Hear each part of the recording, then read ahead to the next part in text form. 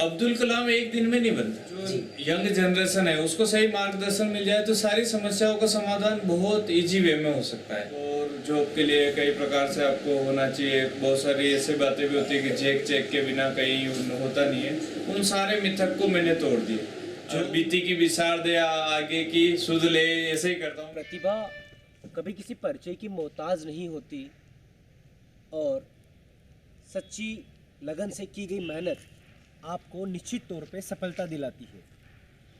एक सच्ची मेहनत की, एक लगन की, एक निष्ठा की और एक जिद की दास्तां और साक्षात्कार जो आज होने वाला है, एक बड़ा ही यूनिक और एक बड़ी ही यूनिक पर्सनालिटी से है, जिस शख्सियत पर हम सब गर्व कर सकते हैं कि उसके सामने चुनौतियाँ थी मगर उसके सामने उसके सपने थे, उसके सामने मुसीबतें थी मगर उसके सामने उसकी जिद थी, और जिद को उसने अपनी मेहनत की बल पर, अपनी लगन की बल पर एक अनूठी और एक दास्तां के रूप में जो बयां करने का उसका जीवन रहा है, आज का साक्षात्कार उन्हीं से। आज हमारे साथ हैं एक ऐसी शख्सियत जिनका परिचय अगर मैं कराऊँ तो किस विधा में कराऊँ, जो कई विधा में पारंगत है। एक प्रकार से आप उन्हें लियोनार्डो कह सकते हैं। वो पेशे से शिक्षक रहे हैं, वो पेशे से सीआईडी इंस्पेक्टर रहे हैं। इसके अलावा भी विभिन्न पदों पर रहते हुए वर्तमान में वो राजस्थान के अंदर सीनियर साइंटिस्ट के रूप में अपनी सेवाएं दे रहे हैं। आज ऐसी शख्सियत हमारे बीच मौजूद है। मैं स्वागत करूंगा आज की चर्चा में श्री शिवलाल जी धाकड़ का। धाकड़ साहब, आपका बहुत बहुत स्वागत है आज के साक्षात्कार में। नमस्कार सर, मेरा पहला सवाल आपसे है कि वैसे तो आपने विभिन्न पदों पर रहकर अपनी सेवाएं दी हैं, आपके वर्तमान फील्ड के बारे में तो बाद में बात करेंगे, मगर विभिन्न समस्याओं के बीच आप रहकर किस प्रकार से आपने अपने एजुकेशन लाइन को एक दिशा प्रदान की? मेरे पास जो आगे बढ़ने के लिए संसाधन वगैरह की तो काफ़ी कमी थी, और बैकग्राउंड, फैमिली बैकग्राउंड भी माताजी अनपढ़ है और पिताजी कम पढ़े लिखे हैं। तो बाधाएं तो मेरे बहुत रही, चुनौतियां भी बहुत रही, लेकिन उन बाधाओं और चुनौतियों को मैंने किसी न किसी रूप में उसको पॉजिटिव वे में लेते हुए, उनसे भी सीख लेते हुए और उस कमजोरी को अपनी ताकत बनाकर मैंने अपनी दृढ़ इच्छा से और ईश्वर की कृपा से आगे बढ़ता गया। जो स्टेप आगे बढ़ा लिया उसके बाद मैं पीछे नहीं हटा, और आज मैं अपनी जर्नी में कई सारे मुकाम से होता हुआ, और अभी जो एक सेटिस्फैक्ट्री बोल सकते हैं या फिर जहाँ डेस्टिनेशन बोल सकते हैं वहाँ पहुँचा हूँ। प्रयास तो और जारी रहेंगे। तो कुल मिला के हम कह सकते हैं कि एक आपका जो दृढ़ निश्चय था, उस दृढ़ निश्चय की बदौलत ही आज आप अपने निश्चित मुकाम पर हो। और अभी आपने बताया कि आप अपने जॉब से या जो वर्तमान में हो उससे सेटिस्फाई हो, मगर मैं आपसे पूछना चाहता हूँ कि आपकी सवाल क्या करूँ मैं, मुझे खुद को समझ में नहीं आ रहा कि एक बड़ा विस्तृत सब्जेक्ट है। शिवलाल जी कोई छोटा सब्जेक्ट नहीं है, और उनकी आपके द्वारा जो स्थापित किए गए आयाम है वो भी कोई छोटा सब्जेक्ट नहीं है। आज के टाइम पे देखा जाता है कि बहुत सी बार समस्या आती है कि युवा कहते हैं कि जॉब नहीं मिल रही है, उनमें शिकायत रहती है कि कंपटीशन बहुत हाई है, और आप लगातार कभी कोई जॉब छोड़ना, फिर स्विच करना, फिर दूसरी जॉब, गवर्नमेंट जॉब आपके लिए एक मामूली हाथ की बात रह गई है। तो ये इतनी प्रेरणा, इतनी ऊर्जा लाते कहाँ से? मामूली बात आज लगती है सबको, लेकिन इसके पीछे जो मेरी जहाँ से स्कूलिंग शुरू हुई उसी समय से मैं हमेशा पढ़ने में अव्वल रहा हूँ, और काफ़ी मैंने मेहनत करी है।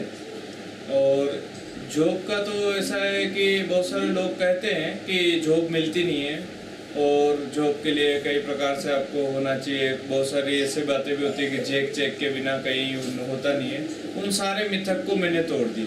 जॉब नहीं मिलती है उसको भी मैंने एक नहीं 4-5 ऐसे ज्वाइनिंग लेटर, अच्छी जॉब के हो, एक लेवल वाली पोस्ट के ज्वाइनिंग लेटर है मेरे पास, और उन मिथकों को मैंने तोड़ दिया है। और ग्रामीण परिवेश या आर्थिक स्थिति, सामाजिक परिवेश, रिजर्वेशन, ऐसी चीज़ें आपके मार्ग में अगर आप दृढ़ इच्छा शक्ति रखते हैं तो कोई बाधा आपके मार्ग में रुकावट नहीं है। और आपकी मेहनत और दृढ़ इच्छा शक्ति से आप जो चाहे वो मुकाम पा सकते हैं। सर एक क्वेश्चन था मेरा आपसे, जी। क्योंकि आप हमारे सीनियर्स भी रहे हुए हैं और सिंगोली में और आसपास के क्षेत्र में या वर्तमान में अपने को एक बहुत बड़े विभाग पर आपने वो जो कीर्तिमान स्थापित किया है, कई लोगों के लिए, कई जो कॉम्पिटिशन एग्जाम की तैयारी कर रहे हैं बच्चे, उनके लिए आप प्रेरणा स्रोत हैं। तो कभी अपने क्षेत्र के अंदर आपको ऐसा लगा कि इस क्षेत्र के अंदर अपार संभावनाएं हैं, अगर उनको सही तरीके से गाइडेंस मिले तो ज़रूर उनमें सफलता हासिल हो सकती है? बिल्कुल, क्योंकि ये जो परिवेश है यहाँ पे सबके पेरेंट्स बहुत मेहनती है और मेहनत करना है विद्यार्थियों में, उनके डीएनए में है। जो किसी भी एग्ज़ाम में, किसी भी करियर में सबसे महत्वपूर्ण जो बात होती है मेहनत करना, वो हर विद्यार्थी में है। विद्यार्थी का आईक्यू बहुत अच्छा है, बस यहाँ पे थोड़ा सा सही मार्गदर्शन की जरूरत है। तो ईश्वर ने जो जिस मुकाम पे मेरे को पहुँचाया, तो अब मैं वापस लौटाने का समय है, तो मैं विभिन्न विद्यालयों में जाता हूँ।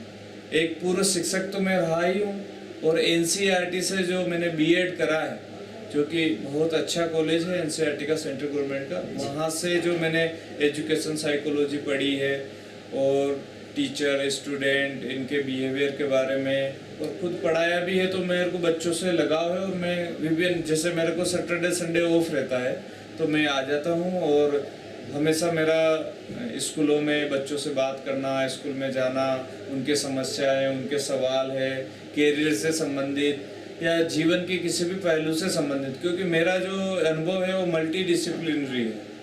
मैं एक हार्डेस्ट जॉब बीएसएफ से लेकर एक सॉफ्ट नेचर वाले जॉब, टीचर नवोदय स्कूल जैसे अच्छे ऑर्गेनाइजेशन में काम करना, फिर साइंटिस्ट जो आज मैं हूँ सीआईडी में, मध्य प्रदेश पुलिस में, तो मेरे पास वैरायटी बहुत है एक्सपीरियंस की। और सबसे अच्छी बात मेरे साथ ये है कि मैं जीरो से नीचे से उठा हुआ हूँ, तो मेरे को सब चीज़ें पता है। तो बच्चों को मैं जाता हूँ, बात करता हूँ, उनको भी अच्छा लगता है और मैं इसको आगे भी कंटिन्यू करूँगा। सर मेरा पूछना था आपसे कि अपने क्षेत्र में जो प्रतिभाएं हैं, इनको बाहर आने के लिए क्या किसी मंच की आवश्यकता है या फिर प्रतिभा में ही दृढ़ निश्चय की आवश्यकता है? सही मार्गदर्शन की, उनके राह में जो पत्थर है, या फिर हम कह सकते हैं कि उनके जो छोटी छोटी सी समस्याएं हैं, बस उनको हटाते जाओ। अपने क्षेत्र के विद्यार्थी तो धावक है, वो तो दौड़ जाएंगे, रेस जीत भी जाएंगे। बस उनका है कि सही उनको मेंटर मिल जाए, सही मार्गदर्शन सही समय पे मिल जाए, तो अपार संभावनाएं हैं। और आज के समय में तो सोशल मीडिया और इंटरनेट ने सारी चीज़ें हर जगह सर्वसुलभ कर दी, तो बच्चे भी काफ़ी जागरूक है, पेरेंट्स भी जागरूक है, लेकिन फिर भी ये क्षेत्र थोड़ा पिछड़ा है। और जो एमपी राजस्थान बॉर्डर की वजह से डेवलपमेंट के मामले में थोड़ा ये पीछे है, तो धीरे धीरे आएगी, लेकिन प्रयास तो हमें ही करना पड़ेगा। अभी आपने जिक्र किया कि एक मार्गदर्शन की और एक मार्गदर्शक की काफ़ी ज़रूरत होती है। जी तो हमें जानना चाहते हैं कि शिवलाल जी को मार्गदर्शन अपनी चुनौतियों से मिला, संघर्ष से मिला, या किसी ऐसे शिक्षक की भूमिका रही?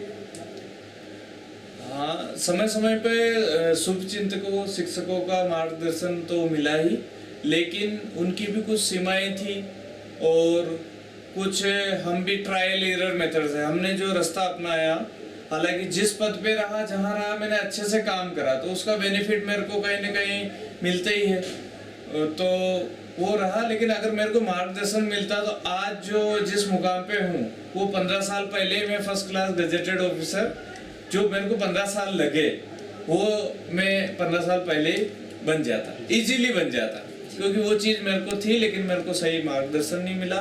तो अब मैं चाहता हूँ कि विद्यार्थियों को उस चीज़ से वंचित ना रहना पड़े, और कम से कम अपने क्षेत्र के विद्यार्थियों को तो मैं उनकी जिज्ञासाओं का, उनके जो भी काउंसलिंग करना है, तो मैं समय देके उसको पूर्ति कर सकूँ। सर एक सवाल था जी, आपका प्रारंभिक और हायर सेकेंडरी तक का एजुकेशन जो हुआ वो अपने सिंगोली से हुआ, बिल्कुल स्कूल भी आपके घर के पास में रहा, बिल्कुल। तो ऐसे कौन कौन से मित्र होंगे जिनकी याद आपको सताती होगी या याद आती होगी, जो आप बाहर रहते विविध पोस्टों पर रहे और तब उनकी कमी महसूस होती होगी?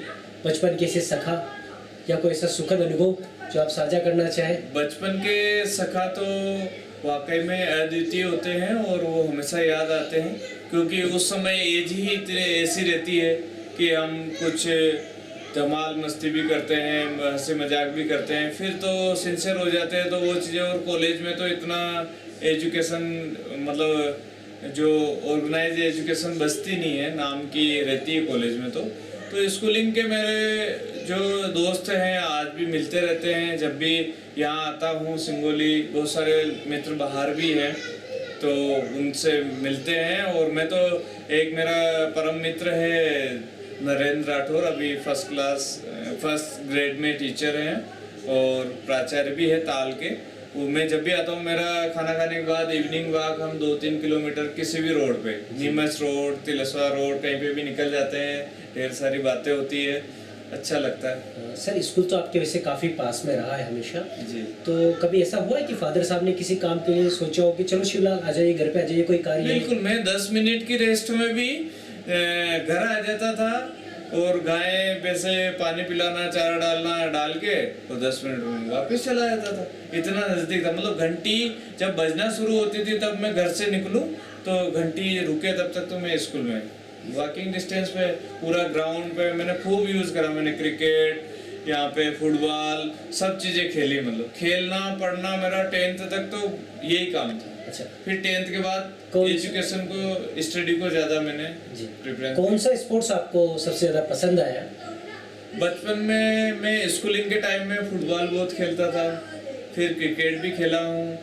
खो खो में तो मैं आगे भी संभाग लेवल, डिस्ट्रिक्ट लेवल कई बार गया हूँ। और सभी गेम खेलता था मैं, गुल्ली डंडा से लेकर, मतलब खेल तो कोई सा भी हो, मतलब। और उसमें ऐसा नहीं खेलना हो, पारंगत भी था मैं। मतलब मेरे को हारना तो कहीं मंजूरी नहीं था, चाहे खेल के मैदान में हो, चाहे शिक्षा के, चाहे प्रश्न मंच में हो, चाहे किसी भी फील्ड में हो। और पूरा मैं 100% देता था। और जो भी एक्टिविटी, चाहे मैं एथलेटिक्स की हो उसमें पार्टिसिपेट करता था, स्लो साइकिल में भी मैं विनर रहा हूँ, प्रश्न मंच में भी रहा हूँ। फिर वो होती थी गायत्री परिवार की, उसमें भी मैं तहसील में टॉपर रहा हूँ। विज्ञान जो यहाँ पे क्लब था उसका भी अध्यक्ष रहा हूँ, निर्विरोध। और फिर बाकी उपाध्यक्ष वगैरह के लिए तो काफ़ी चुनाव प्रक्रिया हुई, लेकिन अध्यक्ष के लिए मैं निर्विरोध रहा था। तो छात्र संघ अध्यक्ष के लिए? नहीं, एक विज्ञान क्लब, जो मैं विज्ञान का विद्यार्थी था, तो एक यहाँ पे नागार्जुन विज्ञान क्लब चलता है जी। और सारी उसकी पत्रिकाएं मैं पढ़ता भी था। यहाँ पे हमारे प्रिय आदरणीय गुरुजन थे महेश जी शर्मा, उनके सानिध्य में हमने फिजिक्स पढ़ी है जी। और आज भी उनका जो पढ़ाने का जो शैली है, बोर्ड पे जो इस टाइप से उनकी ड्राइंग जो रहती थी, जैसे स्केल ड्राइंग करी हो, आज भी मेरे आंखों के सामने। महेश जी, हाँ, हमें भी पढ़ा अभी तो है, उत्कृष्ट में है, नीमच हमें भी पढ़ा है उन्होंने। काफ़ी उनकी बदौलत ही, कुछ बिहारी सर, उनकी बदौलत ही मैं 10th पास हो पाया। सभी शिक्षकों से मैं आज भी वैसा ही जुड़ा हूँ। जी जी जी, हाँ। बड़ा अच्छा महेश जी का हमने भी सुना, काफ़ी अच्छा पढ़ा है और मैं खुद ही पढ़ा हूँ। एक सवाल था सर आपसे कि सिंसियर स्टूडेंट को तो सभी जानते हैं और जो आपने उपलब्धियाँ हासिल की, ये उस बात का प्रमाण है कि आप अपने एजुकेशन के प्रति आपका कितना अच्छा डेडिकेशन था। मगर क्या उस सिंसियर स्टूडेंट, उस सिंसियर शिवलाल ने कभी क्लास बंक की इंटरटेनमेंट के लिए?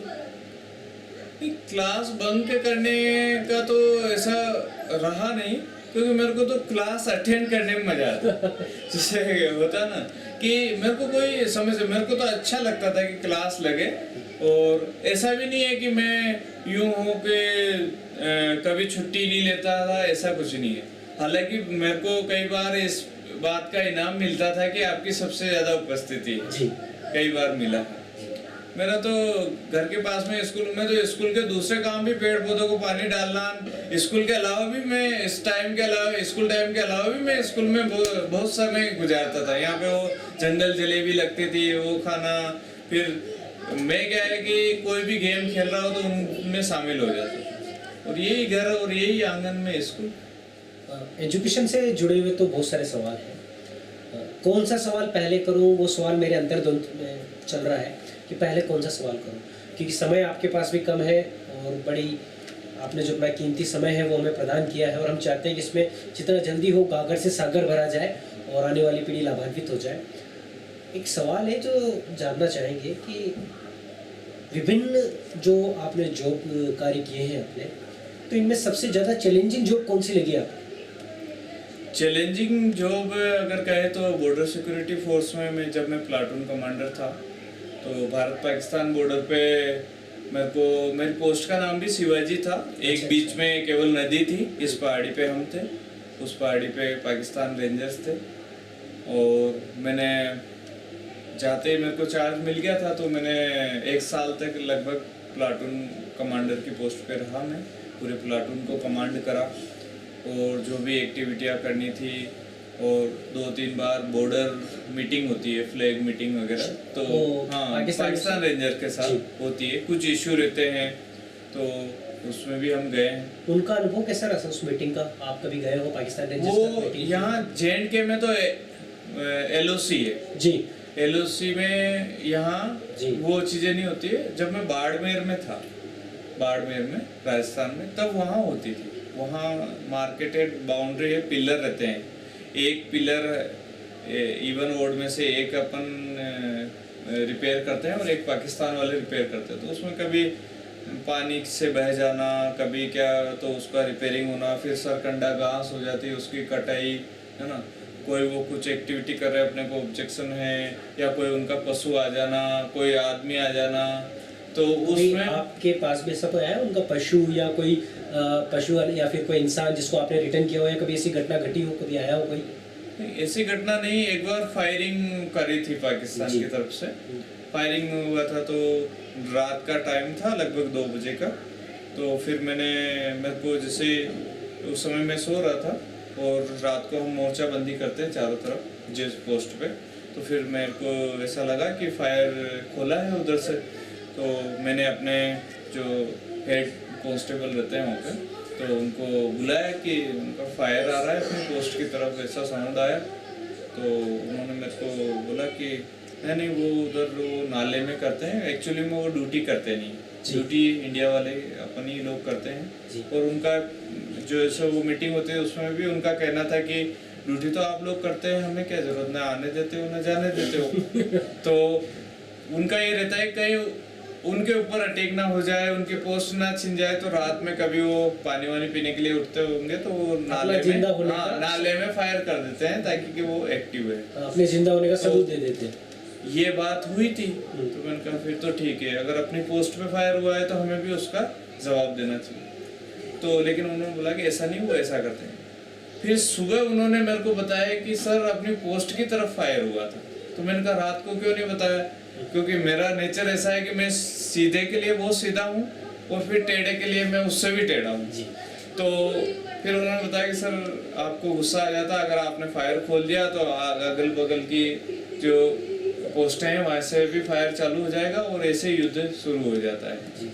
तो अगर ऐसा कोई टारगेटेड फायर आता है या, तो हम बिल्कुल जवाब देते, लेकिन उस समय तो मैंने कहा ठीक है, वो अनुभव में ज़्यादा थे, मैं नया गया था, तो ऐसा इंसिडेंट होते थे वहाँ पे। तो जोश वो इंडियन आर्मी के प्रति, और बिल्कुल जोश, तो वो तो ट्रेनिंग ही ऐसी है कि आपके लिए हर चीज़ बलिदान कुर्बान के लिए आप तैयार रहते हो, और वो मेंटली फिजिकली फिट होने के बाद ही वो सब चीज़ें होती हैं। अच्छा, जैसे चाइना बॉर्डर है, अपनी म्यांमार वाली बॉर्डर है, उधर तो बांग्लादेश बॉर्डर है, जो ITBP असम राइफल्स वगैरह जो करती है। पैरामिलिट्री में कई सारी चीज़ें हैं, जैसे SSB है जो नेपाल बॉर्डर पे है, BSF जो पाकिस्तान और बांग्लादेश बॉर्डर पे है, ITBP चाइना बॉर्डर पे। कि जो अपना BSF में रूप में आपने जो अपनी कमांडिंग के अंदर जो कार्य किया है, BSF के जो कार्यशैली है और जो अन्य जो SSB असम राइफल्स या ITBP की जो कार्यशैली है, इनमें और इसमें क्या अंतर है? SSB की थोड़ी सॉफ्ट है,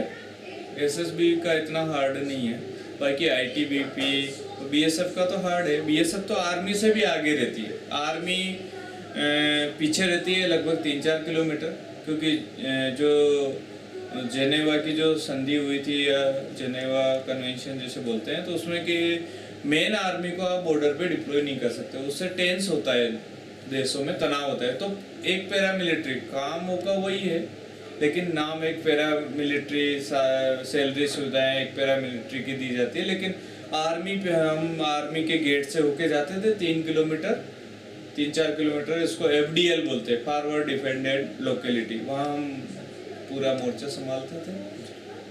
तो सर BSF में आपका चयन कब हुआ और किस प्रकार से आपने तैयारियाँ की? BSF सब इंस्पेक्टर की तो मैंने कोई विशेष तैयारी नहीं करी। एक्चुअल में अगर मैं बताना चाहूँ तो मैंने किसी जॉब की तैयारी करी ही नहीं। और जैसे वो रहता है ना कि वीर पुरुष हमेशा तैयार रहते हैं, जहाँ पे भी आ जाओ चलो उठ के चल दिए। ये अभी सीनियर साइंटिफिक ऑफिसर की एग्जाम भी मैंने ऐसे ही दे दी, लेकिन जब टॉप 3 में आ गया तो फिर मैंने इंटरव्यू की तैयारी जिस तरीके से करनी चाहिए उस तरीके से करी। और 10 नंबर का लीड मैंने, सेकंड टॉप मेरिट में था मैं, तो जो टॉपर था रिटर्न में उससे 10 नंबर की लीड मैंने इंटरव्यू में ली। बहुत बड़ी बात है सर ये तो। और फर्स्ट पोजीशन, एक ही पोस्ट थी मेरे डिवीजन में। सर अभी आपके बारे में जानकारी मिली, आप बैडमिंटन अच्छा खेलते हैं, खो खो अच्छा खेलते हैं, स्पोर्ट्स के सारे गेम आप खेलते हैं। हाँ, अभी वर्तमान में मैं बैडमिंटन ही कंटिन्यू कर रहा हूँ, क्योंकि वो कहीं पे भी हो जाता है अवेलेबल और कम लोग भी खेल सकते हैं। अच्छा, ऐसा कोई भी है जो आप नहीं खेलते या नहीं करते हैं?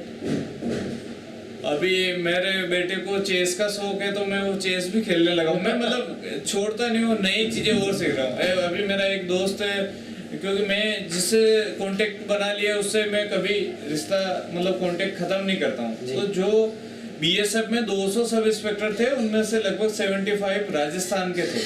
और राजस्थान में वो तो वहाँ जॉब कर रहे हैं BSF में, 10 साल हो गए, 11 साल हो गए, हम अलग हो गए हैं, मैं अलग जॉब कर रहा हूँ। लेकिन अभी भी कांटेक्ट है, तो कम से कम 20 लोग ऐसे संपर्क में आए जिनके मकान जयपुर में है, कनेक्शन हो गया। हाँ, और उसमें एक मेरा मित्र है, वो टेनिस का बहुत अच्छा ट्रेनर रहा है। तो उसने बोला है कि आप किसी भी जगह पे जाओ, आपको एंट्री मिलेगी और आप टेनिस खेलो। लेकिन मैंने टेनिस का रैकेट हाथ में नहीं लिया।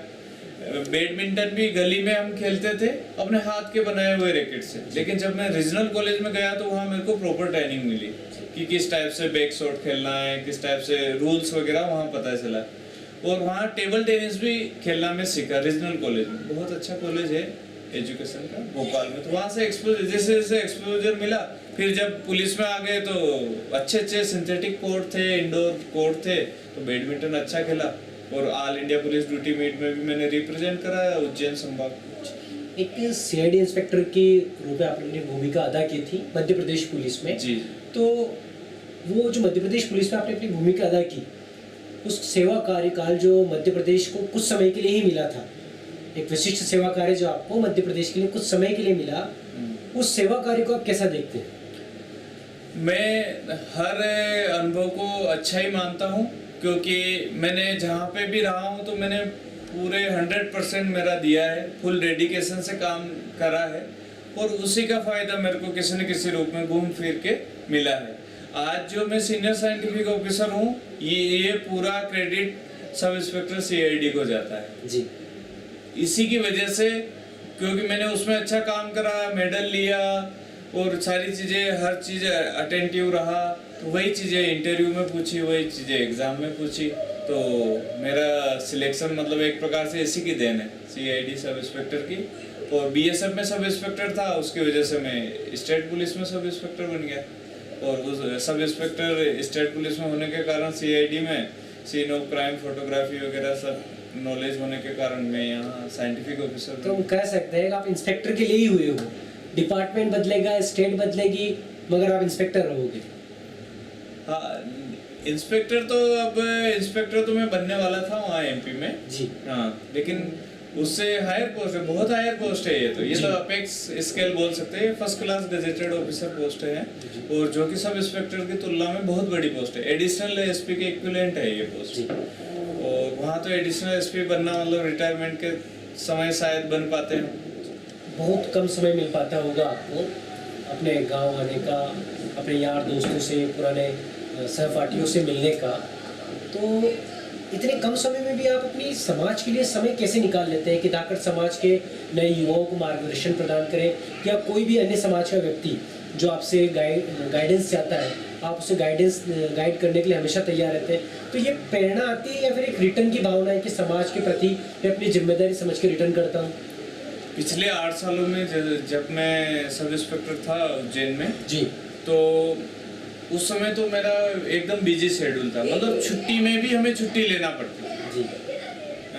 लगभग पिछले 8 सालों से जो मैं सब इंस्पेक्टर था वो तो एकदम बिजी शेड्यूल, मतलब 24 आवर इंटू 365 डेज हमारा काम रहता था। और हर पुलिस वाले की ये दुविधा थी कि वो सामाजिक रूप से कट जाता है, परिवार से कट जाता है, और जब ऐसा अवसर आता है आपको छुट्टी जाना है, त्योहार है, तो उस समय स्पेशल PHQ से आदेश आ जाता था कि छुट्टियां सेंट्रली बैन कर दी है, विशेष आवश्यकता होने पर ASP सर या सीनियर अधिकारी ही छुट्टी दे। तो लेकिन जहाँ चाह है वहाँ राह है। तो जिस तरीके से भी, जिस माध्यम से भी हम समाज से, केवल धाकड़ समाज का ही नहीं, धाकड़ समाज ने तो मेरे को प्रदेश महामंत्री बना दिया।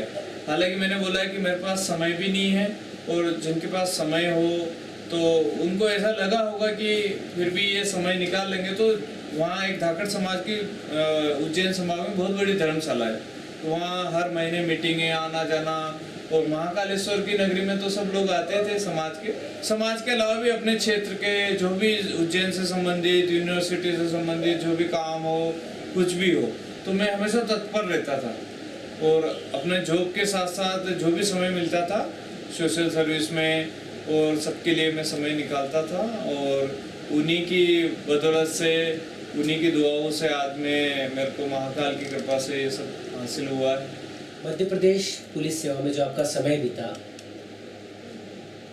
मैं जानना चाहूँगा, हमारे दर्शकों को बताना चाहेंगे कि आपके कोई मित्र जो इस वीडियो को देखेंगे, तो कौन कौन से ऐसे मित्र, अभिन्न मित्र, क्योंकि सबका नाम लेना तो संभव नहीं है, तो कौन से ऐसे मित्र उनकी याद आती हो, उनके साथ बिताए वो वक्त याद आते हो आपको, जो सबसे ज़्यादा क्लोज रहे हो?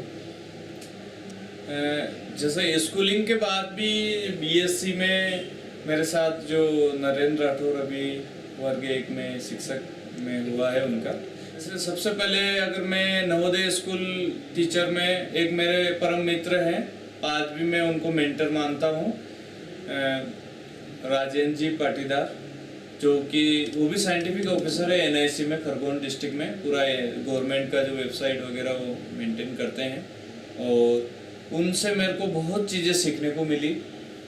और मतलब है तो बहुत सारे, लेकिन मैं एक मतलब जो खास है वो बताना चाहूँगा। उसके बाद जब मैं BSF में आया तो BSF में भी बहुत सारे मित्र बने, आज भी कांटेक्ट है। लेकिन एक पुष्पेंद्र राठौर, पुष्पेंद्र मेरा मित्र है, तो पुष्पेंद्र तंवर सरनेम उसका, वो अभी इंस्पेक्टर है BSF में, और एंटी नक्सल ऑपरेशन छत्तीसगढ़ में डिप्लॉय है। अभी जयपुर में भी वो मिला था। एक रमेश बुडानिया मेरा मित्र है, वो भी BSF में अभी इंस्पेक्टर है। और बहुत सारे ऐसे दोस्त हैं, मतलब नाम लेना छोड़ना है तो वो छाटना बड़ा मुश्किल है, लेकिन सबसे अभी भी कांटेक्ट है। और जीवन में मेरा उद्देश्य है कि एक अपने प्रोफेशन से अलावा भी एक जीवन होता है, उसको मैं पूरा समय देता हूँ, और समाज से जुड़ना, लोगों से जुड़ना, ये मेरा हॉबी कह सकते हो, या एक यूँ बोल सकते हो कि अच्छा लगता है मुझे। ये तो वाकई में बड़ा मुश्किल होता है कि एक मोतियों की टोकरी में से चुनिंदा मोती निकालना बड़ा मुश्किल कार्य होता है मित्रों के लिए। वैसी कंडीशन आपकी? मित्र सब श्रेष्ठ होते हैं, उनमें कोई सर्वश्रेष्ठ वाली बात नहीं होती। एक सिंगोली में जो अंचल है अपना, इस अंचल में आपसे पहले गवर्नमेंट सर्वेंट का जो एक रिटर्न था, गवर्नमेंट जॉब के प्रति जो रुझान था आउटपुट वाला, वो काफ़ी कम था। अभी हम देखते हैं तो IRS निकले हैं हमारे यहाँ से, आपके मोहल्ले से जज निकले हैं, कई टीचर्स निकल रहे हैं, कई पुलिस में, मगर आर्मी में भी गए जी। मगर लोकल नगर से इतनी बड़ी तादाद में अगर आर्मी में नहीं है, तो कभी जब आप BSF में थे तो कभी आपको इस वक्त गाँव की याद आती थी, या आप कभी महसूस करते थे कि मेरे क्षेत्र का, मेरे अंचल का कोई मेरा साथी यहाँ होता तो अच्छा रहता? हाँ, गांव क्या, मतलब जैसे मैं बता रहा हूँ कि 200 सब इंस्पेक्टर थे, उनमें केवल 6 लोग ही पूरे एमपी से थे। जी जी जी जी मतलब एमपी से होना ही एक अच्छा लगता था, जी। क्योंकि कहीं ना कहीं हर स्टेट का अपना एक कल्चर होता है, एक जैसा रहन सहन बोली वगैरह होती है, लेकिन ऐसा कुछ नहीं है।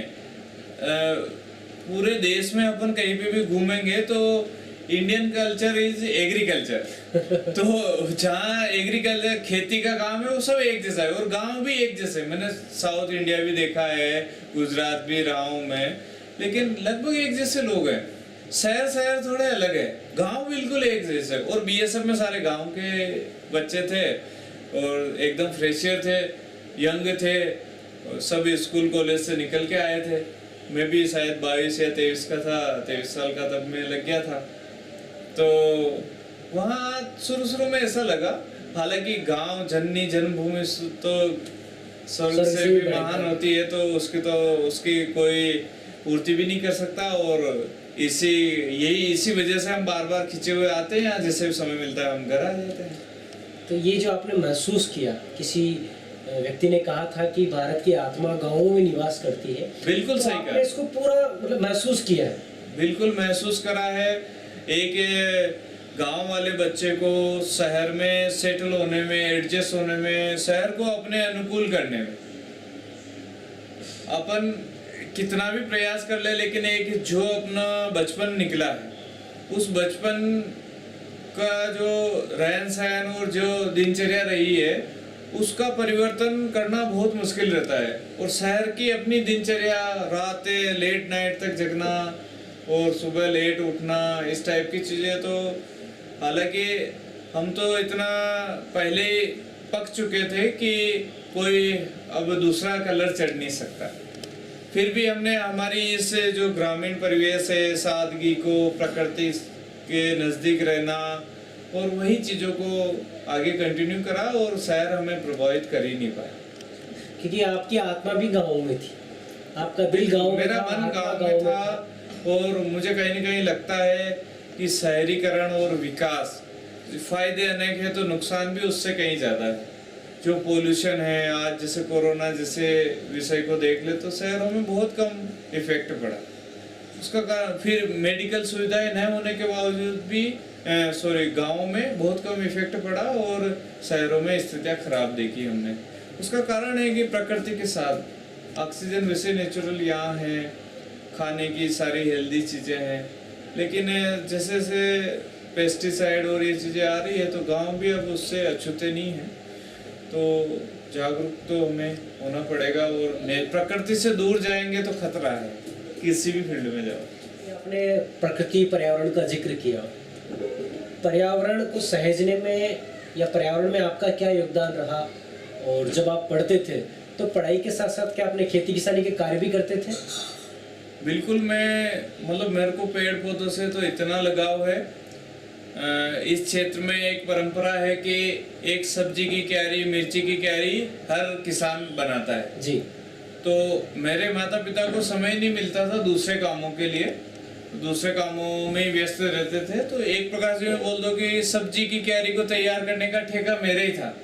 तो मैं जाता था उसको जो खोदना करना, उसमें मिट्टी और चारा जो रहता था, चारा पाड़ना जो भी है, उसका मेंटेनेंस मैं ही करता था। उसके अलावा भी पौधे लगाने का शौक है, आज मेरे लगाए हुए पौधे फल भी दे रहे हैं। हायर सेकेंडरी स्कूल में भी जो बीच ग्राउंड में जो सबसे पहला जो नीम का बड़ा पेड़ है, वो मैंने लगाया 9th क्लास में। अच्छा। हाँ, और जब मैं वहाँ उज्जैन में था पुलिस कॉलोनी में, तो एक बड़ा विशाल का पीपल का पेड़ था, तो उसको कोई काट रहे थे, तो मैंने अपने दम पे लोगों से बुराई लेके लड़ के उसको रोका है, और आज भी वो वृक्ष खड़ा है, उसकी वीडियो भी है मेरे पास। तो मेरे को प्रकृति से बड़ा, मेरे को तो फूल तोड़ना भी पसंद नहीं है, और ये माला पहनते हैं, मैं इसके खिलाफ। वो फूल पत्ते तो पेड़ पौधों पे सुशोभित करते हैं। क्या बात है। हाँ, वो मैं तो ये भी नहीं चाहूंगा कि उनको भगवान के ऊपर भी आप चढ़ाओ, क्योंकि फूल तो प्रकृति के, आप फूलों को देखोगे तो आप प्रसन्न हो जाओगे। फूल तो चीज़ ही ऐसे है, उसको तोड़ना भी मैं उचित नहीं समझता। मैं तो मतलब प्रकृति के साथ रहना, प्रकृति को संवर्धित करते हुए जीना चाहता हूँ। ये हम हमारे दर्शकों को बताते हैं कि ये इनके धार्मिक विचार नहीं है, ये एक पर्यावरण प्रेमी के, एक प्रकृति प्रेमी के विचार हैं कि जब आप किसी चीज़ से स्नेह करते हो और अपार स्नेह करते हो तो उसके प्रति आपकी निष्ठा, आपका स्नेह टूट कर उमड़ता है। तो सर एक पर्यावरण प्रेमी भी है, वैसे तो ये एक इंद्रधनुष है और कई रंगों को हम धीरे धीरे जान रहे हैं, आगे भी जानने का मौका मिलेगा। सर आप हाई सेकेंडरी स्कूल, सरकारी स्कूल का आपने जिक्र किया है, मेरा एजुकेशन भी इसी स्कूल से हुआ है। और आपके छोटे भैया जो रहे पारस जी, जो वर्तमान में एमपी पुलिस में है जी, वो भी हमारे सीनियर रहे जी। तो आपने उनको किस प्रकार गाइड किया है, या वो आपसे मोटिवेट हुए, या उनकी खुद की एक यात्रा रही? चलना तो खुद को ही पड़ता है और मैंने उसको गाइड किया है। वो काफ़ी मेरे को मानता है और बहुत ज़्यादा सम्मान करता है मेरा। और आज तक जो भी मैंने उसको बोला है उसने मना नहीं करा है और उसी की बदौलत उसको सफलता भी मिली है। और वो स्पोर्ट्स में बहुत अच्छा था और आज भी मैं उसको बोलता हूँ तो फिर उसने वॉलीबॉल वगैरह खेलना शुरू करा। फुटबॉल तो वो नीमच से यहाँ केवल फुटबॉल खेलने के लिए आ जाता था और फुटबॉल खेल के बिना घर पहुँचे वापस चला जाता था। मतलब फुटबॉल का तो इतना अच्छा प्लेयर है, उसके तो हाइट है, मेरी इतनी अच्छी पर्सनालिटी नहीं है, वो बढ़िया गोरा चिट्टा और 6 फीट से भी ज़्यादा हाइट है उसकी। और रनिंग वगैरह नहीं तो उसके बाइक हाथ का खेल है, मतलब पुलिस के फिजिकल वगैरह तो वो, और है भी बहुत नाइस पर्सन है। उसके बहुत ज़्यादा दोस्त हैं मेरे से और मतलब मेरे को बहुत सारे लोग पारस का बड़े भाई के रूप में ही जानते हैं। सर जब हमारे सीनियर थे पारस जी, एक दौर हुआ करता था जब सिंगोली में खो खो का मैच हो तो एक मनीष जी पारस और पारस जी धाकड़ जिगरी दोस्त हैं। इन दोनों की जो टीम हुआ करती थी वो काफी विपक्षी टीमों के हौसले प्रस्त कर देती थी और ये दोनों जो शख्स पौड़े लगाते थे इतनी अच्छी और इतनी बेहतरीन मैंने कभी देखा नहीं खो खो में। तो क्या कभी आपका और उनका भी कभी आमना सामना हुआ खो खो में? खो खो एक्चुअली में मैंने ही उसको सिखाया और मैं भी खो खो का प्लेयर रहा हूँ। अरे वाह, मेरे समय में, हालांकि वो मेरे से 4 क्लास पीछे था, मैंने उसको भी सिखाया, मेरी सिस्टर को भी सिखाया। जी जी। मतलब स्पोर्ट्स में मेरी सिस्टर भी, वो तो नेशनल लेवल पे भी गई है जी। और मैंने एक गेम नहीं, उनको high jump, long jump, athletic, running, सारी चीज़ों में उनको प्रमोट करा। और मेरा शुरू से था कि स्पोर्ट्स स्टूडेंट लाइफ में बहुत ज़रूरी है। ये मेरा ऐसा पता नहीं क्यों, या तो किसी ने गाइड किया होगा या मेरा स्वतः ये था कि और मेरे को भी जब अपन खेलते हैं पूरा पसीना, बॉडी अच्छा, ब्लड सर्कुलेशन होता है तो माइंड भी काम करते ही है। सर सिंहस्थ 2016 में, उस दौरान आपकी पोस्टिंग उज्जैन में थी एज अ CID इंस्पेक्टर। तो सिंहस्थ 2016 में एक बहुत बड़ा महाकुंभ मेला जो था जिसको विश्व की मीडिया कवरेज करती है, कई सारे रिसर्चर्स इस मेले को जानने के लिए आते हैं, तो उसमें आपकी क्या भूमिका रही, क्या कार्य था आपके पास? सिंहस्थ 2016 में जरूर था, लेकिन मैं 2014 में मेरी पोस्टिंग हो गई थी उज्जैन में जी। जनता के लिए, बाहर के दर्शकों के लिए 2016 कुंभ था, लेकिन हमारा कुंभ तो 2013 से शुरू हो गया था पुलिस का। 2014 में डेली हर जिले से, MP के हर जिले से पुलिस ऑफिसर्स के, दूसरे सबऑर्डिनेट स्टाफ की पुलिस सामुदायिक भवन में एक लगातार ट्रेनिंगें चलती थी। उसकी वीडियोग्राफी, फोटोग्राफी में करता था। फिर उनको दूसरे जब वहाँ नहीं करवा पाए तो वो वीडियो लेक्चर हमने डिस्ट्रिक्ट को प्रोवाइड कराए। फिर उसकी पूरी प्लानिंग गूगल मैप पे, पूरा मैप उस पर बनाया, कौन कौन से रास्ते होंगे, कौन कौन से वन वे होंगे, कहाँ कलवर्ट बनाना है, कहाँ पेंटालून ब्रिज बनाना है, कहाँ क्या कंट्रोल रूम वहीं बनाया था रामघाट पे, और कहाँ CCTV सर्विलेंस, ड्रोन से, और ये सारी चीज़ें। वो मीटिंग है, डेली मीटिंग है। मतलब हमारे जो उस समय के मनोहर वर्मा और उससे पहले जो SP थे, तो उनको तो मीटिंग SP नाम दे दिया था। उनकी मीटिंग शुरू होती थी रात की 10 बजे, तो फिर खत्म होगी, उसका कुछ कह नहीं सकते। तो जब सारा, क्योंकि पुलिस के पास वैसे बर्डन है, इतना क्राइम होते ही है, उससे फुर्सत नहीं मिलती थी। फिर सीएस का एडिशनल काम था, तो रात को दिन को हमने रात दिन कुछ नहीं देखा। और सारा जो, क्योंकि हर चीज हर दिन नई चीजें आती, जो एसपी सर का आदेश होता था उसको फॉलो करना। फिर अपने दिनचर्या में कि ऐसा कि कहीं गए तो आ ही नहीं पा रहे, भीड़ इतनी है। फिर सीएस के दौरान तो ऐसा कि वो पता ही नहीं चला, सब महाकाल ने करा, सब होता गया। मतलब एक समय ऐसा भी आया कि बारिश हो गई, पांडाल गिर गए, अफरा तफरी भी मच गई। उस समय ऐसा लगा कि क्या कुछ लोगों की डेथ भी हो गई थी उसमें। तो पुलिस ने सारी चीजें संभाली, सारे साधु संतों के वापस उनके टेंट वगैरह व्यवस्थित करना। वो कई बार साधु संत भी नाराज हो जाते थे, उनको मैनेज करना। अधिकारी लोग खुद उनको जाके समस्याएं सुनते थे। लेकिन बहुत अच्छा अनुभव रहा। एक मैनेजमेंट कैसे किया जाता है वो सीखने को मिला। और वैसे भी उज्जैन नगरी को पुलिस का एक ट्रेनिंग स्कूल ही बोलते हैं। जो उज्जैन में नौकरी कर ली वो कहीं डिफीट नहीं खाता है, एमपी में कहीं पे भी उसको दिक्कत नहीं आती। तो ये जो उज्जैन का ट्रेनिंग स्कूल रहा, और ये जो आज से पहले मेरे को भी यही लगता था, और मुझे लगता है कि बहुत संख्यक लोगों को ये पता होगा कि 2016 का कुंभ है तो ज़्यादा से ज़्यादा 1 साल की तैयारियां होती होगी। मगर अभी आपने बताया कि कंटिन्यू 3 साल तक 3 साल ग्राउंड तैयारियां, 3 साल पूर्व से तैयारियां होती है।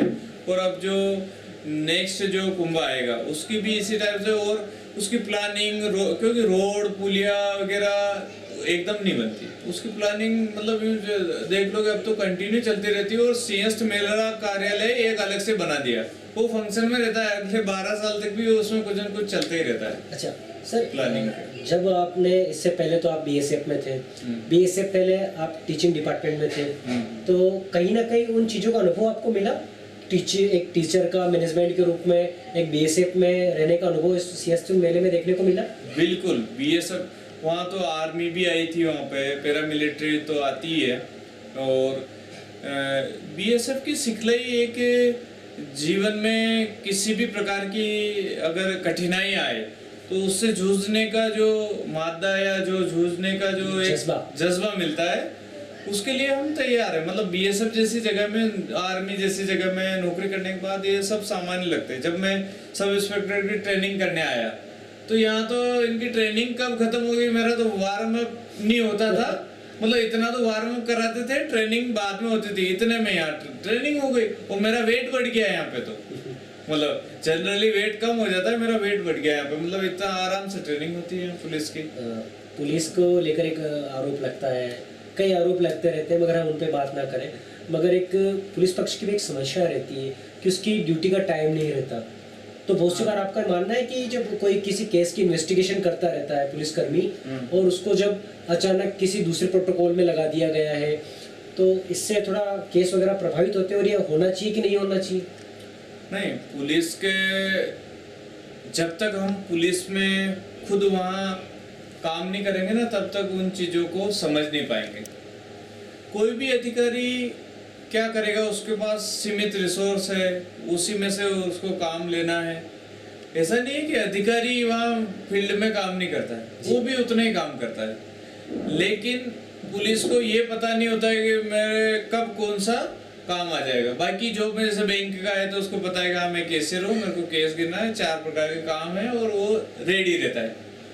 अब कांस्टेबल अगर थाने पे आया, ड्यूटी गश्त करके आया, उसको तुरंत बोल देंगे कि तुम्हें अभी ये फसल का माल लेके जाना है सागर, हाँ तुरंत उसको बोल देंगे कि वो यहाँ से वहां चले जाओ। मतलब आने का समय है, जाने का समय नहीं है। कोई घटना हो गई, जब तक उसका पूरा लिखा पढ़े, पूरा कार्रवाई नहीं हो तब तक आप नहीं जा सकते। मतलब जिनके घर 1-1 किलोमीटर 2-2 किलोमीटर सरकारी क्वार्टर है, वो भी खाना खाने नहीं आ सकते। तो ये सिचुएशन भी रहती है। कुल मिला के मतलब जैसे आप पुलिस फोर्स ज्वाइन करते हो तो एक प्रकार से उस मेंटली रूप से आप प्रिपेयर हो जाते हो उस चीज़ के लिए कि आपको कभी भी कहीं पर भी कुछ भी चीज़ के लिए भेजा जा सकता है? हाँ, वो तो तैयार होना ही पड़ता है, क्योंकि पुलिस में काम करना वो एक अलग काम का बर्डन तो है ही है। लेकिन काम की अनियमितता, अनिश्चितता और संसाधनों की कमी, तो क्या है, उससे व्यक्ति थोड़ा परेशान तो होता है। पुलिस की नौकरी वाकई में बहुत टफ नौकरी है। किससे कोई भी आक्षेप लगाने से पहले उनकी परिस्थितियों को भी देखना चाहिए। हालांकि आक्षेप लगते हैं वो भी ऐसा नहीं है कि बेबुनियाद लगते हैं, कुछ लोग हैं ऐसे जिनसे लोग त्रस्त रहते हैं, उससे भी मैं डिने नहीं करूंगा, लेकिन अधिकतर लोग सेवा भाव से काम करते हैं, उनकी मजबूरी। अब जैसे कि आपकी कोई समस्या आ गई, आपकी कोई बाइक चोरी हो गई, आप गए थाने पे, लेकिन आपसे पहले 10 लोग ऐसे आ गए जिनकी कार भी चोरी हो गई, किसी का मर्डर हो गया हो, तो उसकी मेंटेलिटी क्या है, वो उसी टोन में बात करेगा। आदत पड़ जाती है। जैसे डॉक्टर है, डॉक्टर को कोई किसी काट पीट चीरा फाड़ में कोई उसको आता है क्या, लेकिन अपने को वो लगता है। तो वो भी एक इंसान है, लेकिन वो धीरे धीरे क्या है कि वो हैबिचुअल हो जाते हैं, आपसे भी और टोन में बात करेंगे, आपको लगता है कैसे बात करते हैं। ये वर्तमान में आप राजस्थान के अंदर सीनियर साइंटिस्ट के पद पर कार्यरत हैं। मध्य प्रदेश में सीआईडी सब इंस्पेक्टर से आप वहाँ पर गए हैं, तो अपने इस नए कार्य को क्या देखते हैं, कैसे देखते हैं, किस प्रकार की चुनौतियों का यह सामना करना पड़ता है? मेरे को चुनौतियों से तो आनंद ही आता है, और चुनौतियां हो ये मैं हमेशा प्रयास करता था कि कोई भी काम सामान्य काम न करते हुए चुनौती भरा करे, तो उसमें अपने को भी आनंद आता है और अपनी जो क्षमताएं हैं उसका ऑप्टिमम उपयोग भी हो सकता है।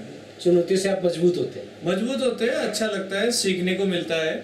अभी मैं यहाँ सीनियर साइंटिफिक ऑफिसर फोरेंसिक में फोरेंसिक फोटोग्राफी एक्सपर्ट हूँ, जहाँ जो फोटो में एडिटिंग हो जाती है, रजिस्ट्रों में फेक फोटो लग जाता है, या आज सोशल मीडिया में एडिटिंग करके वीडियो फोटो होते हैं, सीसीटीवी फुटेज में जो आरोपी संदिग्ध लोग पकड़ाते हैं उनके एक्चुअल जो कंट्रोल फोटो है उनसे मिलान करना, ये सब चीज़ें होती है। और भी बहुत सारी चीज़ें हैं जो डिस्कस करने योग्य नहीं है, वो उसकी कुछ मर्यादाएं हैं। तो फोटोग्राफी से संबंधित जितने भी क्राइम होते हैं या किसी और दूसरे डिवीज़न में भी हम फोटोग्राफी उनको भी मदद देते हैं। 13 डिवीज़न है वहाँ पे, तो फिजिक्स है, जो व्हीकल में जो फेर बदल करते हैं, वेरिएशन करते हैं, उनमें उनका भी सहयोग करते हैं और हमारा काम भी। और लेकिन वर्तमान में फोरेंसिक फोटोग्राफी में सीनियर साइंटिफिक ऑफिसर की पोस्ट नहीं है जयपुर में जी, क्योंकि ऑलरेडी वहाँ 2 लोग लगे हैं जी।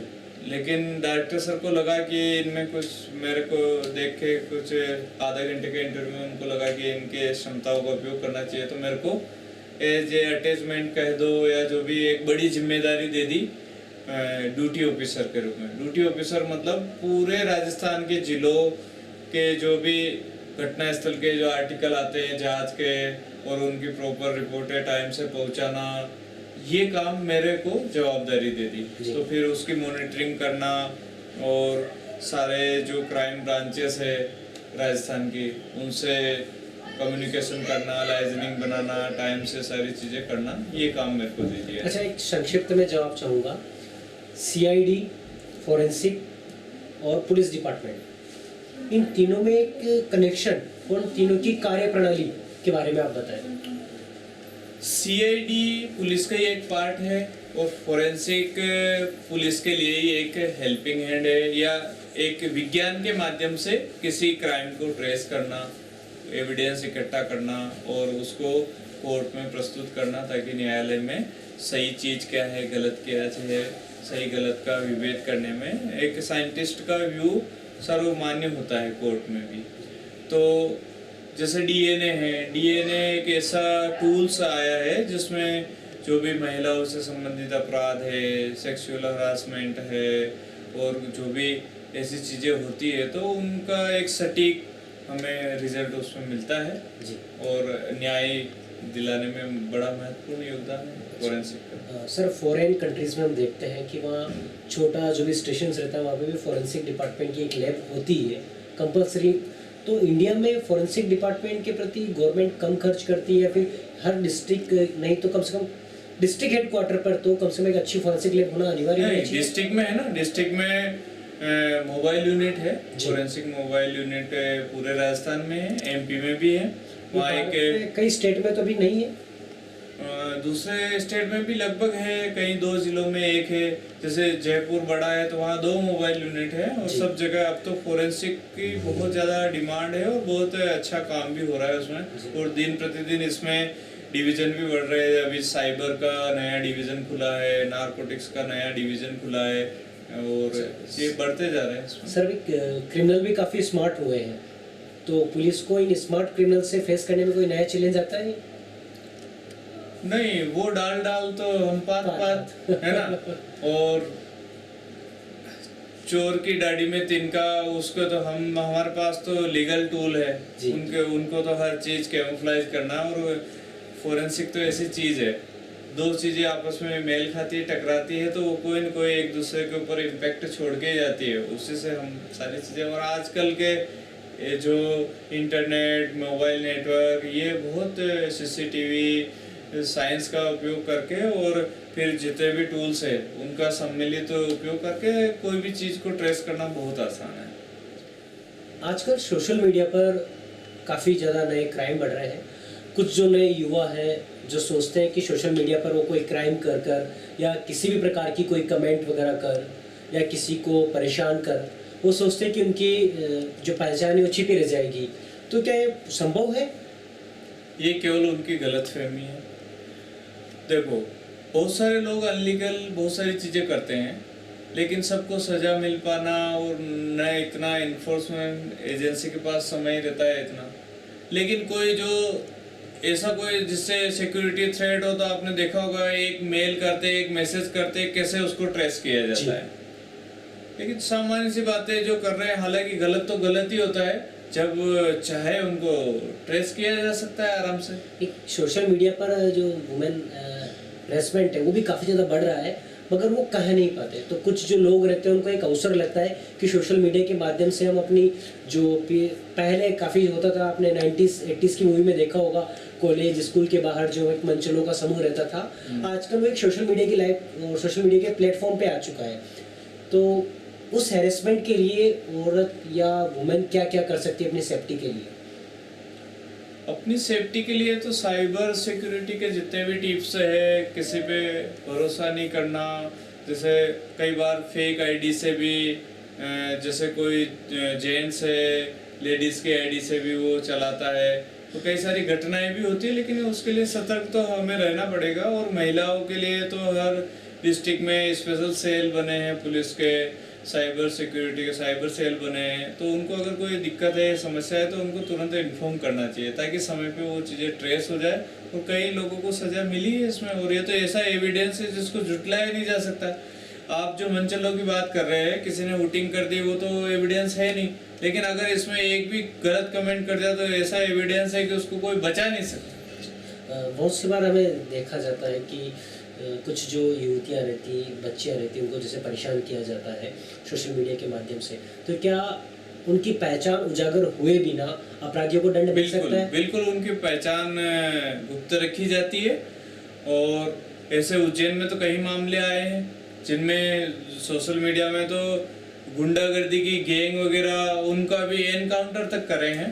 अच्छा। तो ऐसी कोई बड़ी बात नहीं, लेकिन उनको आगे तो आना पड़ेगा, बताना पड़ेगा, उनकी पहचान गुप्त रखी जाएगी। कई बार महिलाओं की लड़कियों के साथ अपराध होते हैं, उनमें भी उनका वो तो कोर्ट के हिस्ट्री का आदेश है कि आप न तो सोशल उसमें न्यूज़पेपर में दे सकते हो, ना उनकी वीडियो क्लिप फोटो कोई भी पब्लिश नहीं कर सकता किसी भी लेवल पे। तो ये तो विशेष प्रावधान करे गए हैं। और हर थाने में एक महिला डेस्क भी जैसे एमपी में शुरू करी है, जैसे हर स्टेट में अलग अलग इनिशिएटिव लेकर इस मामले में बढ़िया अच्छे से काम किया जाए। यानी लड़कियां जो गर्ल है वगैरह, इनको घबराने की जरूरत नहीं है। बिल्कुल घबराने की जरूरत, पूरा सपोर्ट मिलता है। बिल्कुल सब। और किसी के साथ ऐसा हो रहा है तो उनको आगे आके, और बिल्कुल जो सिस्टम बना है, साइबर सेल वगैरह है, महिला सेल है, हेल्प डेस्क है, वहाँ महिलाएं अधिकारी रहती है, उनको सारी बात बताएं। और इससे क्या होगा कि वो सामने आएंगे, ट्रेस होंगे, और दूसरे भी उससे सेफ रहेंगे, उनको सजा मिलेगी, दूसरों को भी सबक मिलेगा। पुलिस में यही होता है कानून में कि सजा एक को और सबक सबको। अच्छा, तो उस पे काम करते हैं। एक साइकोलॉजी को और सोशल लाइफ में आता है कि जब हम किसी चीज़ को सहन करते हैं तो हमारी सहनशीलता एक दूसरे क्राइम को न्योता देती है। तो ग्रामीण अंचल में बहुत सी बार ऐसा होता है कि चलो छोड़े, इसको छोड़ते हैं, आगे ध्यान रखेंगे। या फिर जब बच्चे अपने पेरेंट्स को ऐसी बात कहती है तो या पेरेंट्स के सामने अपना कोई अपना दर्द साझा करती है तो उसमें पेरेंट्स उस बात को दबा देते हैं, तो क्या ये सही है?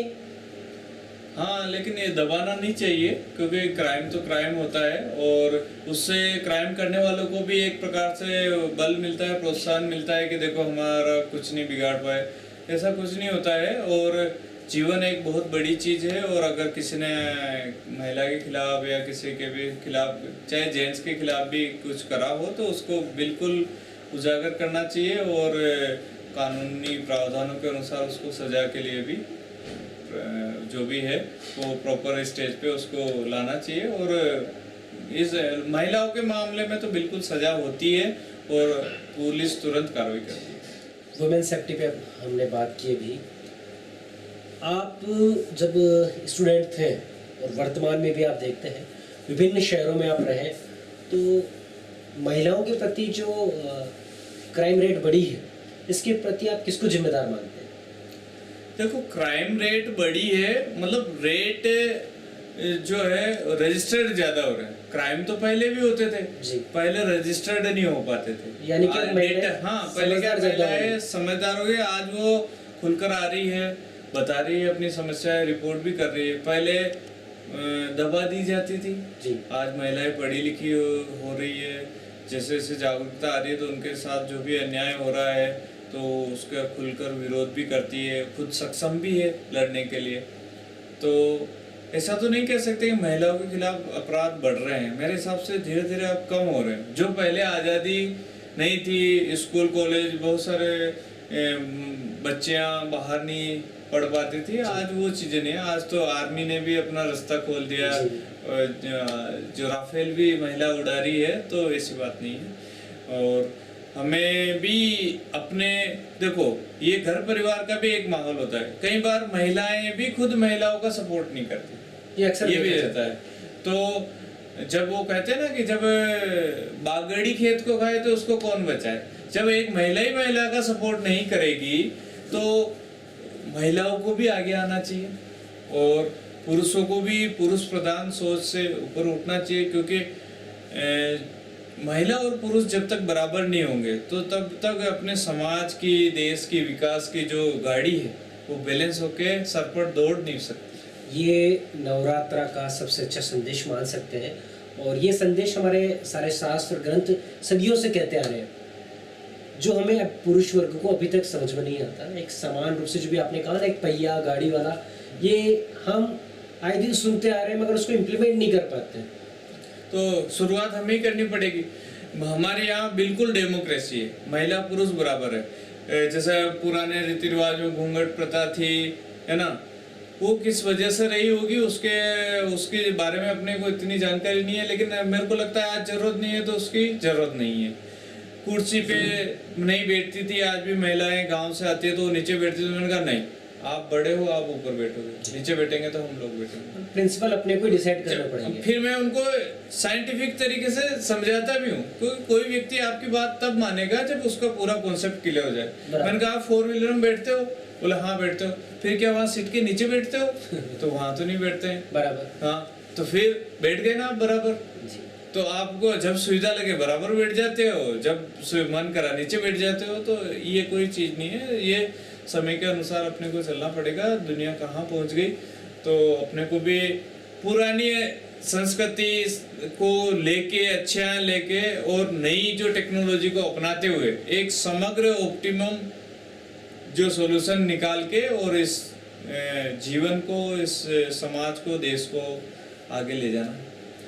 सिंगोली अंचल का हर विधा, सिंगोली अंचल की हर चीज़ आपको व्यक्तिगत रूप से बहुत पसंद है, ये आपसे भी चर्चा करके हमें पता लगा। तो सिंगोली के जो युवा है, नई पीढ़ी है, जिनको कोई आप अपनी तरफ से मार्गदर्शन के रूप में एक संदेश देना चाहें या आप उनसे एक आशा करते हो, आप उनको एक जगह पर देखना चाहते हो, तो ऐसी क्या डिमांड आपकी है आने वाली न्यू जनरेशन से, वो हम जानना चाहेंगे। जैसा कि मैंने आपको बताया था कि मैं नवोदय स्कूल में शिक्षक रहा हूँ, उसके अलावा भी मैं कई सारे स्कूलों में शिक्षक रहा हूँ, हॉस्टल वार्डन भी रहा हूँ। तो मुझे जहाँ तक लगता है कि अगर शिक्षा व्यवस्था अच्छी हो जाए, या जो यंग जनरेशन है उसको सही मार्गदर्शन मिल जाए तो सारी समस्याओं का समाधान बहुत इजी वे में हो सकता है, क्योंकि वही एक ऐसा उनका समय रहता है जिसमें एक अब्दुल कलाम एक दिन में नहीं बनता जी। एक जो बच्चा जो अपना नाम नहीं जानता, बोलना नहीं जानता है, वो कैसे अब्दुल कलाम बन जाता है। एक वही बच्चा जो बोल नहीं जानता वो कैसे डॉन अबू सलेम बन जाता है। तो ये एक दिन की प्रक्रिया नहीं है। तो शुरुआत से अगर कच्ची मिट्टी में हम उनको सही माहौल दे दें, जी, है ना। विद्यार्थियों से, स्टूडेंट से तो मैं, अभी मेरा बच्चा छोटा है तो उसको भी मैं बोलता हूँ, विद्यार्थियों को मैं बोलाऊँगा आप अच्छा खाओ, अच्छा पढ़ाई करो और अच्छा खेलो, खूब खेलो। तीनों चीज़ें आप बढ़िया करो, अच्छे से लोगों के संपर्क में रहो, अच्छे शुभ चिंतकों की बात मानो। अब शुभ चिंतक में भी मैं बता देना चाहता हूँ कि माता पिता, बड़े भाई बहन और गुरुजन, इनकी बातों को आप फॉलो करोगे। आपको आज पता नहीं है कि इनका इम्पोर्टेंस क्या है, लेकिन जब आप समझोगे तब तक तो समय निकल जाएगा। तो उनको आप मानो और फिर स्वयं विवेक भी अपना कहता है, सबकी सुनो, सब देखो, किसी को अंधा अनुकरण मत करो। स्वयं विवेक भी अपना, अंतरात्मा भी अपने आत्मा में एक ब्रह्म है, सत्य है, वो आपको हर दो राय पे जहाँ डिसीजन मेकिंग होगी तो वो इंगित करेगा कि ये आपके लिए उचित है, ये अनुचित है। ये ईश्वर ने हर व्यक्ति को शक्ति दी है। तो अपने विवेक का उपयोग करते हुए विद्यार्थी खूब मेहनत करे और बहुआयामी सभी विषयों की जानकारी रखते हुए आगे बढ़ेंगे। और नौकरी, व्यवसाय, सफलता ये तो आनी है, ये तो बाय प्रोडक्ट है। आप अपने व्यक्तित्व का विकास करते जाइए, नए नए आयाम जोड़ते जाइए और सफलता सबको मिलती है। मुझे भी मिली है, कई बार मिली है, अच्छी मिली है और सबको मिलेगी। और ये तो एक निश्चित बात है कि आप प्रयास करोगे वैसे सफलता आपको मिल जाएगी। तो साथियों, ये थे हमारे बीच शिवलाल जी धाकड़, जिन्होंने अपने अमूल्य विचारों से हम सबको लाभान्वित किया। और मुझे आशा है कि आप इनके जीवन से, आप इनके संघर्ष की दास्ता से प्रेरणा प्राप्त कर अपने जीवन को एक दिशा प्रदान कर पाएंगे। और मुझे पूर्ण विश्वास है कि आप इनके जीवन से प्रेरणा लेकर अपनी एजुकेशन यात्रा, अपने जो भी आपके उद्देश्य हैं उन उद्देश्यों में सफल होंगे। मैं पुनः धन्यवाद करता हूँ। शिवलाल जी, आपका बहुत बहुत धन्यवाद, आपने हमें समय प्रदान किया। आपसे मैं पहली बार मिला हूँ और आपका जो नेचर, आपका व्यवहार देख के मैं भी खूब प्रभावित हुआ हूँ। और जहाँ तक मेरे को समझ में आती चीज़ें, आप बहुत अच्छे मन से काम करते हैं, मेहनत करते हैं। आप भी आगे बढ़ें और इसके लिए भी मैं आपको बहुत बहुत शुभकामनाएं देता हूँ। और अपन फिर नेक्स्ट टाइम मिलेंगे और जयपुर में भी आओ, आपका स्वागत रहेगा। और किसी भी प्रकार की कोई भी बात हो तो आप एक बड़े भाई के रूप में भी मेरे को शेयर कर सकते हो। और मेरे को काफ़ी अच्छा लगा कि इस टाइप से आपने ये इतनी चीज़ें जो मैं खुद भी मेरे मतलब ठीक धीरे धीरे के मैं बीती की विसार दे, आगे की सुध ले, ऐसे ही करता हूँ मैं। पीछे वाली चीज़ों को छोड़ के मैं आगे एक स्टेप आगे बढ़ गया। फिर आगे पीछे का इतना तो आपने रिवाइज कराया है, इतनी सारी चीज़ें, तो इसके लिए मैं बहुत बहुत आपको विशेष रूप से धन्यवाद कहूँगा। तो मतलब आप भी आनंदित हो गए और हमें भी आनंदित कर दिया, इससे अच्छा और क्या होता है। बहुत बहुत धन्यवाद। नमस्कार।